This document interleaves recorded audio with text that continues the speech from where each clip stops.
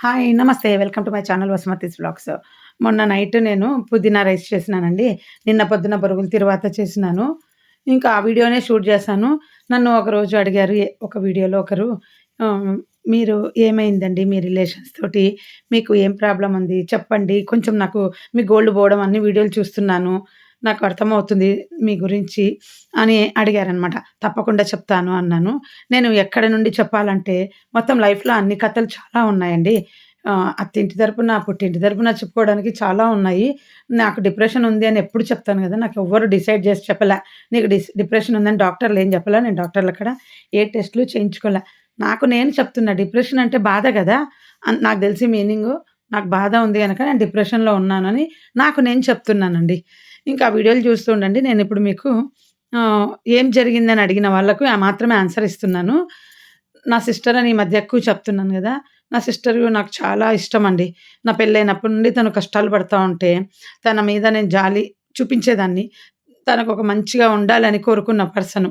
ఎందుకంటే నా పెళ్లి తర్వాత నా సిస్టర్‌కు మా అమ్మకు, మా సిస్టర్‌కు కొన్ని ప్రాబ్లమ్స్ వల్ల అంటే ఫ్యామిలీ ప్రాబ్లమ్స్ వల్ల రిలేషన్స్ అందరూ కలిసి ఏం చేశారంటే వాళ్ళింట్లో, వీళ్ళింట్లో ఉండని తిప్పినారు. 3 సంవత్సరాలు తిప్పినారండి. ఇంకా అంటే బ్యాగులు పట్టుకొని నెలకొకరింట్లో లెక్క తిరిగేవాళ్ళు. ఇంకా ఆ ఒక్క ఇల్లు ఏదంటే ఇప్పుడు చూస్తున్న ఇల్లు నాదండి. నేను కొన్న ఇల్లు ఇది. మా అమ్మ కోసమని కొనాలనుకున్న మా అమ్మ, నాన్న కోసము. వాళ్ళు వద్దంటే నేను కొనుక్కున్నాననమాట. వాళ్ళకో చిన్న ఫ్లాట్ చూసారు. ఈ ప్లేస్ ఏదో మీకు తెలుసు. చిన్న ఫ్లాట్ చూసారు మా నాన్న. మళ్ళీ డ్రాప్ అయిపోయాడనమాట. హ్మ్. సరే డ్రాప్ అయిపోతే నాకు పౌరుషం వచ్చి నా దగ్గర ఉన్న మనీతో 8,00,000 పెట్టి నేను కొన్నాను. రిజిస్ట్రేషను, దాని పూజ చేయించడం అంతా కలిపి 10,00,000 అయిందనమాట. సో, ఇంక అది అమ్మేసామండి. ఇప్పుడు మాకు ఫైనాన్స్ ప్రాబ్లమ్ ఉంది. 1 ½ ఇయర్ కిందట అంటే దీపావళి తర్వాత లాస్ట్ ఇయర్ కాకుండా అంతకుముందు దీపావళికి. అంటే దీపావళొస్తే 2 ఏండ్లు అవుతది. సో, నేను చెప్తుంటాను గదా! నాకు అప్పులోళ్ళు డబ్బులియ్యాలి. డబ్బులియ్యనందుకు నేను అమ్ముకున్నా. నేను అప్పుల పాలైతే అమ్ముకోలేదు.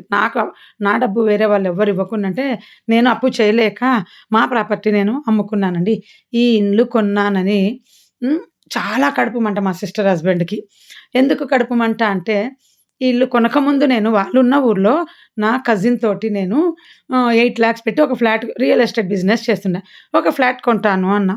అంటే నాకు ఫోను జేసి, "ఎక్కడో ఏం పని వాళ్ళ దగ్గర కొంటున్నావు నువ్వు. అంతకంటే మంచిది ఇప్పిస్తాను. నీకేం పని? నువ్వు అక్కడ కొనడం మీకేం అర్థం గాలా? ఊరు బయట నువ్వు డబ్బులు వేస్ట్ చేసుకుంటావు." అది ఇది అని బ్రెయిన్ వాష్ చేసినాడు. బ్రెయిన్ వాష్ చేస్తే నేనన్నా, "నాకంత బడ్జెట్ లేదు. నాకున్న బడ్జెట్‌లోనే నేను ప్లాన్ జేసుకుంటాను." ఇంగ అది అడ్డుపడి మా ఆయనతో మాట్లాడి, మా ఆయనతో కొనిపియకుండా మా ఆయన గూడా వినేసి వదిలేసాడు. వాళ్ళు చెప్పినారని. నా కజిన్ వెంటబడ్డాడు. ఎందుకు కొనలేదని. మా ఆయన బయలుదేరాలి ఆ రోజు కొనటానికి ఊర్లో. నేనది ఊర్లో ఎందుకు కొన్నానంటే అండి, కొనాలనుకున్నానంటే నాకేమన్నా డబ్బులు అవసరమైతే నా రిలేషన్స్ ఉన్నారు. నాకు వెంటనే ఆ ఇండ్లు చూసి నాకు అప్పు ఇస్తారు. ఆ ఇండ్లు ఉంది కదా! అనేసి. తర్వాత ఇంకోటి అమ్మాలంటే గూడా వాళ్ళే అమ్మి బెడతారు. అంతమంది రిలేషన్స్ ఉన్నారు. నేను హైదరాబాద్ ఇల్లు అమ్ముకున్నాక మిగిలిన డబ్బండి ఇది. వాడితో అప్పుడప్పుడు 2,00,000 బెంగుళూరు ఇల్లు 2,00,000, 1,00,000 రిటర్న్ ఇస్తా ఉన్నాడు. సో, ఇంక నేనేం జేశాను, అక్కడ ఊర్లో కొననివ్వలేదు కదా! ఇంకా మా ఆయనకు వార్నింగ్ ఇచ్చిన. మా నాన్న ఈ ఇల్లు చూసి పెట్టిన ఇల్లు మా నాన్న చూసినది. నోటితో చెప్పినాడండి వచ్చి, "భలే ఉంది, బ్రహ్మాండంగా ఉంది. పెంట్ హౌస్ 8,00,000 అంట. రిజిస్ట్రేషను డైరెక్ట్ చేపిస్తారు. కాలేదు ఆయనకు డబ్బులు అవసరం ఉంది" అని. ఇంకా సరే మా ఫాదరు అంతకుముందు ఒక 3,00,000ది చిన్న ఇల్లు చూసి 2,00,000ది కొంటాను అని పోయినాడు యాక్చువల్‌గా. పో అని చెప్పి పంపించిన. పోయి నా దగ్గరకొచ్చినప్పుడు అమ్మకు గూడా చెప్పొద్దు నేను పోయినేది అంటే, సరేలే అన్న. పోయినాడు, చూసినాడు, అంతా రిపేర్ వీడియో కాల్ చూపించినాడు. ఇప్పుడు ఎవరైనైతే మీరు ఇందాక అక్కడ బ్రోకర్‌ని చూసారో అతనే అన్నమాట. అతనితోనే ఇంకా వీడియో కాల్ చూపిస్తే, తీసుకో నాన్న నేనొచ్చి హెల్ప్ చేస్తాలే నీకు ప్రాబ్లమ్ లేదు. ఆ! నేను పెడతాను ఇప్పుడు డబ్బులు. తర్వాత నీ తదనంతరం నాకివ్వు 3,00,000 అని చెప్పాడు రిపేర్‌తో సహా. చిన్న ఇల్లు మా అమ్మ, నాన్న ఉండడానికి. అరే! 3,00,000లో ఏంది ఇల్లు వచ్చేది? పద అనేసి నేనొస్తాను నువ్వు అక్కడే ఉండు. నేను మా ఆయన వస్తున్నాము. పొద్దున్నే బయలుదేరి పిల్లల్ని స్కూలుకి పంపించి అనేసి బెంగుళూరు టు పుట్టపర్తి ఎంతసేపండి పొద్దున పోతే చేరిపోతాం. రాత్రి అక్కడే ఉండమన్నాం. పొద్దున బయలుదేరుతాం అనేసరికి ఏమనుకున్నాడో మా నాన్న, నాకొద్దు నేను కొనను ఇల్లు. నీకు కావాలంటే కొనుక్కో అని మాట తిప్పాడండి. నాకు భలే కోపమొచ్చింది. నువ్వు కొంటాను అంటే సపోర్ట్ చేస్తాను అన్నా. అంత డబ్బు నీకు ఆల్రెడీ నేను ఒక 2,00,000 ఇచ్చినాను గదా! దానికి బ్యాలెన్స్ ఏస్తాను. అంతా తీసుకొని తదనంతరం అది నాకుంటది ఏం పోయింది. మాకొక గెస్ట్ హౌస్ లాగా ఉంటది. అంటే అదే మాకొక ఏమంటారు చిన్నది ఒక ప్రాపర్టీ ఉందన్న ఫీలింగ్ ఉంటది. నాకిప్పుడు ఎటూ లేకుండా ఇల్లు ఉంది గదా! అనన్నా. ఇంక నన్నేమనల మా నాన్న వచ్చేసాడు తిరిగి ఊరు నుండి. నాకు కోపం ఉందనమాట. అది ఎప్పుడు అనేది ఇయర్ గుర్తులేదు గానండి. అప్పుడు నాగుల చవితి పసుపు కుంకుమ ఇయ్యమని మా అమ్మ పంపించింది నాకు నా దగ్గరికి. అప్పుడు ఇచ్చినాక మాట్లాడితే నేను సరేలే అన్నాననమాట. పోయినాడు. ఇవన్నీ బంధువులకన్నీ చెప్పినానండి. అందరికీ చెప్పేసినాను. మా పేరెంట్స్‌కి నేను దూరంగా ఎందుకుంటున్నాను అని మళ్ళీ వీడియోలో గూడా చెప్పుకుంటున్నాను. సరే ఎళ్ళిపోయినాడు. వచ్చినాడు నాకొద్దన్నాడు. ఇంక నేనేం అనలేదండి మా నాన్నను. ఎందుకు నన్ను తిక్కదానిలాగా రెచ్చగొట్టి కొంటానని పో అన్నాము. నేనొస్తున్నాను డబ్బులు పే చేస్తాము, రిపేర్ చేపిస్తాం అన్నీ అన్నా గాని, ఆయనకు ఎక్స్‌పెక్ట్ చేయలేదు నేను ఒప్పుకుంటాననో ఏమో మరి. సరేలే అనేసి మా నాన్న ఎళ్ళిపోయినాక ఒక దీపావళి అన్నమాట అది. బెంగుళూరులో ఉన్నప్పుడు మేము దీపావళికి పుట్టపర్తికి పోయినాం. మా ఆయనకి చెప్పినా నా చిన్నది పుట్టినప్పుడు అమ్మ, నాన్న అక్కడే ఉన్నారు గదా! పుట్టపర్తికి పోయింటిమి. మళ్ళీ ఇప్పుడు ఒకసారి పోదాం పదా! పోయి పిల్లలకి పుట్టపర్తి చూపించుకొని మనము అదేదో 8,00,000 ఇల్లు అంటున్నాడు మా నాన్న కొనుక్కొచ్చుకుందాం పదండి. ఈసారి మాత్రము నీకొకటే వార్నింగ్ ఇస్తున్నా ఎవ్వరికీ చెప్పొద్దు. నేను కొనేది. సరేనా? ఎందుకంటే నాకు నచ్చిందంటే మాత్రం నువ్వు దాన్ని వెనకకు రాగూడదు. అది కొనుక్కొనే రిటర్న్ రావాలి. అరే! 8,00,000 ప్రాపర్టీలేంది వచ్చేది అనేసి బెంగుళూరు నుండి పోయినామండి. ఒకరోజు తిరిగినాము. ఒకరోజు చూసినాము. వెంటనే టోకెన్ అడ్వాన్స్ ఇచ్చేసినాం 5,000 ఇచ్చిన తర్వాత వాళ్ళు 3 నెలలు టైం పెట్టినారండి. అది సొంతం జేసుకోవటానికి డబ్బులు గట్టి. యాక్చువల్‌గా చెప్పాలంటే ఇంకా వాడు 10,00,000 మా డబ్బు బ్లాక్ చేసుకున్నాడు గదా! బెంగుళూరోడు. వాడు ఒక మూడో, నాలుగో ఇచ్చినాడనమాట. ఎక్కువ ఇయలా. ఇగ నేను మా ఆయనతో అన్నాను, "మనం పీఎఫ్ పెట్టుకొని, పీఎఫ్ డబ్బులతో కొందాం పట్టండి. ఇది నాకు గిఫ్ట్‌గా ఇవ్వు, నువ్వు ఇవ్వాల్సిందే" అన్నాను. సరే అన్నాడు. అప్పుడేమైంది, ఇంకా అడ్వాన్స్ కట్టి వచ్చినాము. ఎవరికీ మేము ఏ పని చేసినా నేను, మా ఆయన మేమిద్దరమే ఆలోచించి చేసుకుంటామండి. ఎవ్వరికీ సలహాలు అడగమనమాట. పెళ్లైనప్పటి నుండి హైదరాబాద్ కట్టిన ఇల్లు గూడా మేమిద్దరమే అనుకున్నాం. ఓకే అన్నాను. అయిపాయే. మా ఆయనకు నా మాట ముఖ్యం. నాకు మా ఆయన మాట ముఖ్యం. ఇంకా బెంగుళూరుకొచ్చాకే మా ఆయన వేరే వాళ్ళతో డిస్కస్‌లు జేయడాలు ఆఫీస్‌లో గాని, వాళ్ళిలా అంటున్నారు. ఇది కరెక్ట్ అని ఆలోచన విధానాన్ని మార్చుకున్నాడు. నేను చెప్పే మాటకు అంత ఇంపార్టెన్స్ ఇచ్చేవాడు గాదు చెప్పాలంటే. ఆయన ఎక్కడ ఇన్వెస్ట్ చేయాలనుకుంటే అక్కడ చెప్పాను గదా! ఇప్పుడు మా మరిది ఆపిచ్చేసాడు ఆ రోజు. మా ఆయనను కొననీయకుండా మా కజిన్ ఇల్లు. ఆపిచ్చేసినాడు. ఇంకో చోట డబ్బులు పెడితే మంచిగొస్తది. నేను ఇప్పిస్తాను అని. అప్పుడు తర్వాత ఇప్పీయలేదు గదా! ఎక్కడో తక్కువలో దొరికితే వాళ్ళు కొనుక్కొని డిస్కషన్ వేరే వాళ్ళతో మాట్లాడుతుంటే గూడా ఆ రోజు నాకు చాలా కోపమొచ్చింది. నాకు ఇప్పిస్తానన్నాడు. 10,00,000కి వచ్చింటే మరి నాకు చెప్పొచ్చు గదా! ఎక్కడో 10,00,000 పెట్టి కొన్నాము అని డిస్కస్ చేసుకుంటున్నారు దాని తర్వాత. నా కోపమంతా కసి లోపలే పెట్టుకొని ఉంటినండి. ఆయన చెప్పినాడని మా ఆయన ఆపేసినందుకు. సరే పోయినాం పుట్టపర్తిలో టోకెన్ అడ్వాన్స్ 5,000 ఇచ్చినాము, తీసుకున్నాం. 3 నెలలు టైం పెట్టినారు. పీఎఫ్ పెట్టుకుంటే ఇంకా వస్తది గదా! ఇది వచ్చినాక మా నాన్నకి చెప్పినాం ఇట్లా కొనుక్కుంటున్నాము పీఎఫ్. సరే నాన్న మా పీఎఫ్ వచ్చేసరికి వాడేం చేశాడంటే మాకు అమ్మినోడు, ఇట్లా అడుగుతానే అట్లా డబ్బులు ఇచ్చేసినాం గదండీ! వాడేమనుకున్నాడేమో అది అమ్మడానికి ఇష్టపడల. ఇంక వెంట పడుతున్నాడు. మేము తక్కువలో అమ్మినాము. మీరు తొందరగా చేసుకోకపోతే క్యాన్సిల్ చేస్తామన్నట్టు. ప్రతి ఒక్కడు అట్లే ఎవడెంత చెప్తే అంత కొనుక్కుంటాం. ఆ తర్వాత బెదిరిస్తారనమాట. ఈళ్ళేంది ఇట్లా చెప్తాను ఇట్లా కొనేసుకున్నారు అనేసి. బెంగుళూరులో వాడు గూడా అంతే. పోయినాము అడ్వాన్స్ ఇచ్చిన 3 నెలల్లో నువ్వు రిజిస్టర్ చేసుకోకుంటే వేరే వాడికి నేను ఇచ్చేస్తానని బెదిరించడం వల్లే మా మరిది దగ్గర అప్పు తీసుకొని ముందే వాడికి కట్టేసాము. 3 నెలల టైం ఇస్తారండి. ఆ తర్వాత దాని లోపలే తొందరిస్తారనమాట. మా ఆశ కొద్దీ మేమప్పుడు అట్లా చేసాం. దీన్ని పోగొట్టుకోలేక ఏం చేసినాం, మా చెల్లి హస్బెండ్‌కి ఒకరోజు నాకు ఫోను చేసి, "మీ నాన్న డబ్బులు ఎప్పుడు పడితే అప్పుడు నాకు ఫోను వాళ్ళది ఫైనాన్స్ బిజినెసే అండి. వడ్డీ వ్యాపారమే. ఎప్పుడు పడితే అప్పుడు నన్ను అడుగుతుంటాడు వడ్డీలియ్యమని రాత్రికి రాత్రి ఫోను చేసి" అని నాతో డిస్కస్ చేసినాడు. అంటే నేనన్నా నెల తీసుకుంటే అయిపాయి కదా! అని అన్నాను. సరేలే మనం ఏం చేద్దాం ఆయన దాచిపెట్టుకున్న డబ్బు గదా! మనం ఏం చేద్దాము అన్నా. అని ఆయన బాధపడితే ఏమన్నాను, సరేలే నువ్వు ఇలా బాధపడుతున్నావు గదా! ఓ పని చేద్దాం. భగవంతుని సాక్షిగా చెప్తున్నానండి ఇది. అందరి బంధువులకు చెప్పినాను. మళ్ళీ ఇప్పుడు వీడియోల రూపంలో చెప్తున్నాను. ఇంకా ఏం చేశాను, ఓ పని చెయ్యి నేనిప్పుడు ఇల్లు కొన్నాను గదా! పుట్టపర్తిలో. దానికి నాకు పీఎఫ్ అప్లై చేసుకున్నాము. ఆ పీఎఫ్ వచ్చే వరకు మా నాన్నకి చెప్పి, నేను నాకు డబ్బులు ఇయి నాన్న నువ్వు నా పీఎఫ్ వచ్చినాక నీకిస్తానని చెప్తాను. నువ్వు ఒప్పుకుంటే. మళ్ళీ నేను రిటర్న్ ఇచ్చినాక నువ్వు తీసుకోవాలి అన్నా. సరే తీసుకుంటాను వదిన అన్నాడు. అప్పుడు మా నాన్నకి ఫోను చేసి, నాన్న ఇట్లా నేను ఇల్లు కొన్నాను గదా! నాకు డబ్బు పీఎఫ్ వచ్చే వరకు నీ డబ్బు తీసుకుంటాను నేను. నాకు ఇవ్వు నీకు ఆయన రూపాయి వడ్డేసిస్తున్నాడు గదా! నేనిచ్చిన 2,00,000కు నాకింకొక 6,00,000 5,00,000 ఇవ్వు. 7,00,000 నా దగ్గర 1,00,000 ఉంది. ఇల్లు కంప్లీట్ చేసేసుకుంటాము రిజిస్టర్ అంటే, "అయ్యో! తీసుకోయే నాకు వడ్డీ గూడా ఏం అవసరం లేదంటే." "అయ్యో! నీకెందుకు వడ్డీ వద్దు. నీకు రూపాయి వడ్డీ ఇస్తున్నాడు గదా! ఆ రూపాయి వడ్డీ నేనే ఇస్తా నీకు. అంతవరకు."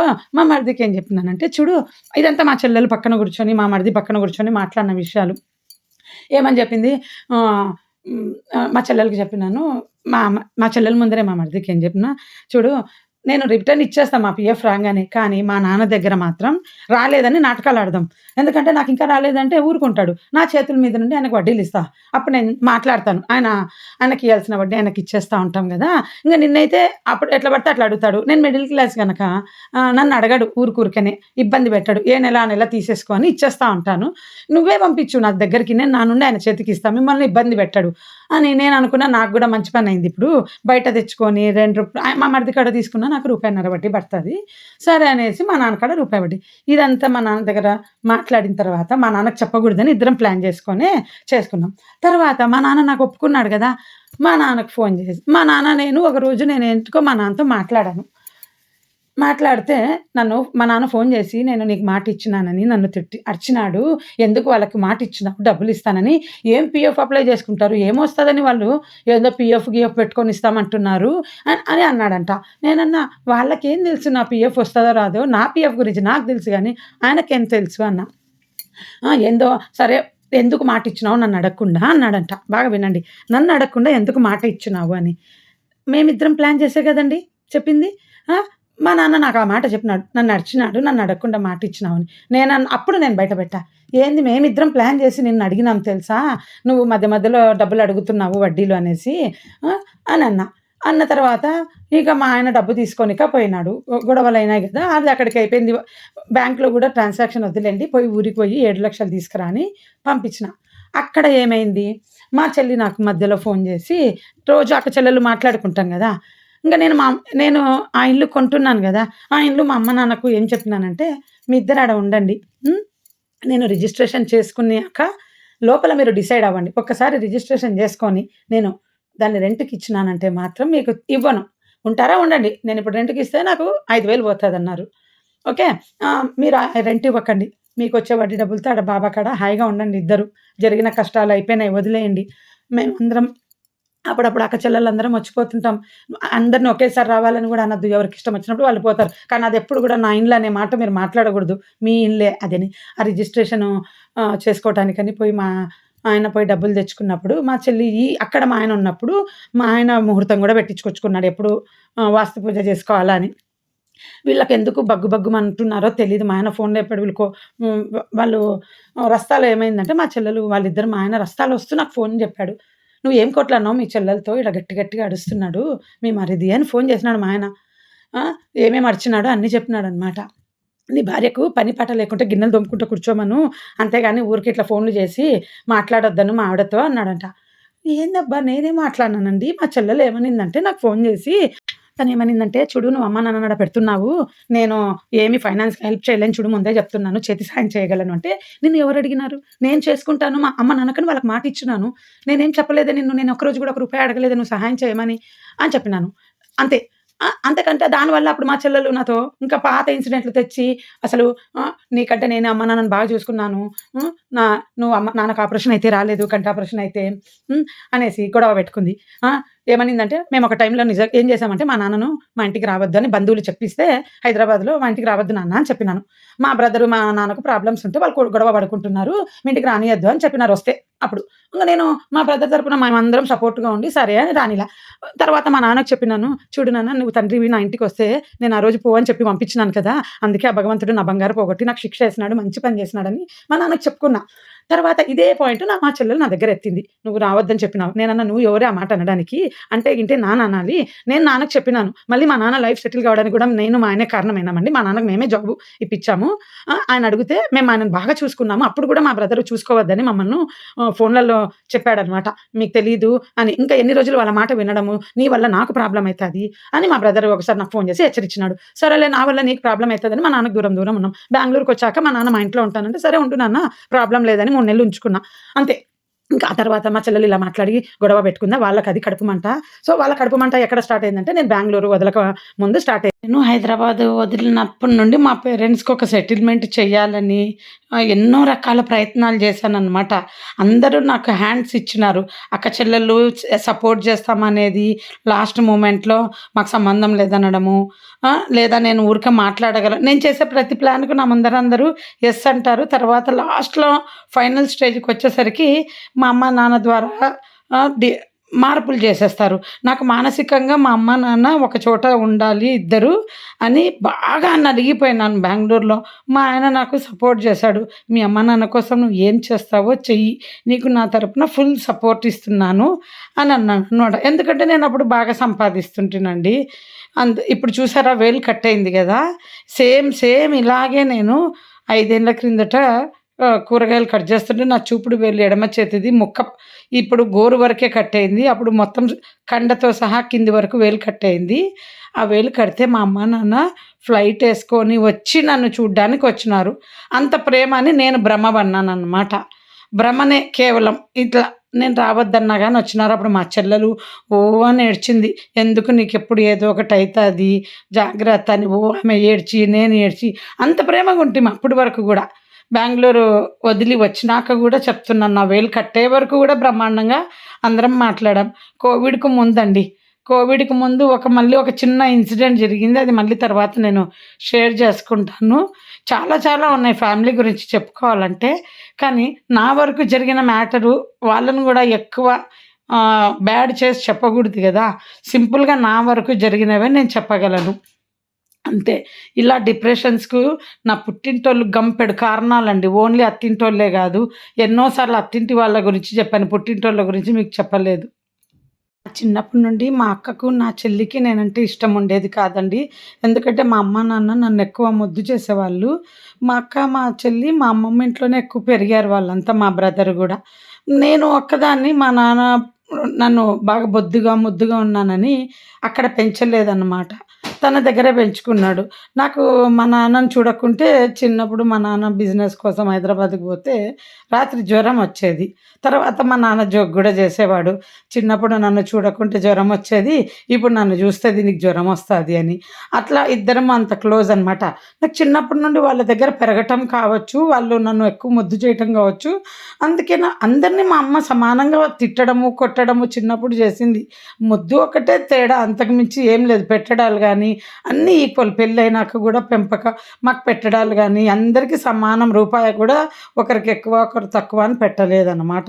నాకందుకు మా అమ్మ, నాన్న అంటే వాళ్ళు ఎంతో పుణ్యం జేసినారు. ఎంతో మందికి దాన ధర్మాలు జేసినారు. మా గురువుగారి ఆశ్రమానికి ఎంతో సేవ జేసినారు. ఇలాంటి పేరెంట్స్ ఎవరికి దొరుకుతారు చెప్పండి? వీళ్ళకు నేను ఎవరో వాళ్ళకి హెల్ప్ చేయాలని ఆశించకూడదు.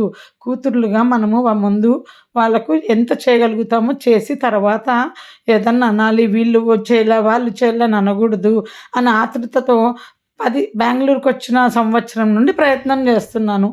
నా మాటలు వాళ్ళు మా తల్లిదండ్రులు గూడా ఇద్దరు నా ముందర ఓకే అంటారు.